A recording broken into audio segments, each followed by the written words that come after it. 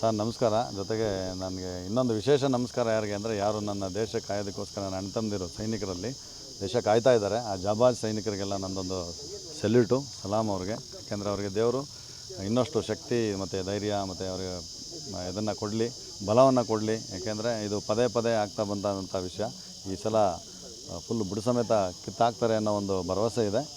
ಇದು ಗ್ಯಾರಂಟಿ ಆಗುತ್ತೆ ಸರ್. ಇದೀಗ ಜಸ್ಟ್ ಒಂದು ಒಂದು ತುಣುಕು ಅಷ್ಟೇ. ಇನ್ನೂ ನಾಟಕ ಇನ್ನೂ ಬೆಳಗಿನ ಜಾವ ತನಕ ಇದೆ. ನೋಡೋಣ ಕೊನೆವರೆಗೂ ಏನಾಗುತ್ತೆ ಅಂತ. ಸರ್ ನಾನು 95ರ ಬರ್ತಿ. ನನಗೆ ಅದಾದ ನಂತರ ನನಗೆ ಒಂದು ಚಿಕ್ಕ ಅನುಭವ. 98ರಲ್ಲಿ ನಾನು ಒಂದು BR ರಸ್ತೆಗಳು ಮಾಡ್ತಾಯಿರ್ತಾರೆ ಕಾಶ್ಮೀರಲ್ಲಿ. ಆ ಜಾಗದ ಹೆಸರು ನನಗೆ ತಕ್ಷಣ ಜ್ಞಾಪಕ ಬರ್ತಿಲ್ಲ.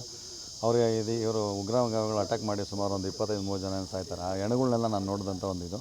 ಅದಾದ ನಂತರ ನಾನು ತಂಗ್ದಾರಲ್ಲಿದ್ದೆ. ಸಾಕಷ್ಟು ಬೊಂಬಾರ್ಡ್ಮೆಂಟು LOCನಲ್ಲಿ ಕ್ರಿಕೆಟ್ ಎಲ್ಲ ನಡಿಬೇಕಾದ್ರೆ ಬೊಂಬಾರ್ಡ್ಮೆಂಟ್ ಆಗ್ತಿದೆ. ಸಾವು ನೋವುಗಳನ್ನ ತುಂಬ ಕಂಡಿದ್ದೀವಿ. ಅದಾದ ನಂತರ ನನಗೆ CI ಓಪ್ಸಲ್ಲಿದೆ, ಕೌಂಟರ್ ಇನ್ಸರ್ಜೆನ್ಸಿ ವಾರ್ಫೇರ್ ಡೋಡಾದಲ್ಲಿ.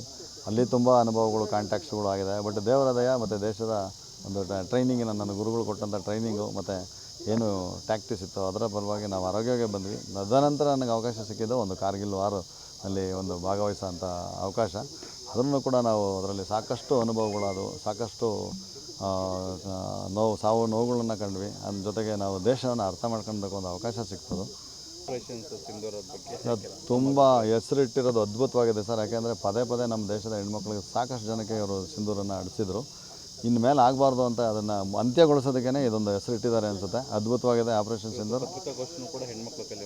ಯಾಕೆಂದರೆ ಇನ್ನು ನನಗನ್ಸುತ್ತೆ, ಯಾಕೆ ನಮ್ಮ ಸೈನ್ಯದ ಸ್ವಲ್ಪ ನಾನು ಇರೋದಕ್ಕೆ ಹೇಳ್ತಾ ಇದ್ದೀನಿ, ಇನ್ನು ಬಹುಶಃ ಇನ್ನು ಆ ಶಕ್ತಿ ಪಾಕಿಸ್ತಾನಕ್ಕಾಗಲಿ ಬೇರೆ ದೇಶಕ್ಕಾಗಲಿ ನಮ್ಮ ಹೆಣ್ಣುಮಕ್ಕಳನ್ನ ಸಿಂಧೂರ ಅಂಟಿಸೋಂಥ ಶಕ್ತಿ ಯಾವ ದೇಶಕ್ಕೂ ಬರಲ್ಲ.